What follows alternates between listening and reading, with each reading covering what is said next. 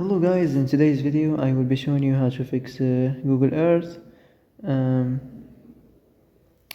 has stopped problem. So the answer is easy, just go to the settings and then scroll down to the apps section and then go to the search and search Google Earth and then go to the storage, and here you will find this clear cache option. Click on it. Now you can go check it if it works, and if it didn't, you can try to restart your phone or turn the Wi-Fi off and on, or the Bluetooth or the airplane mode.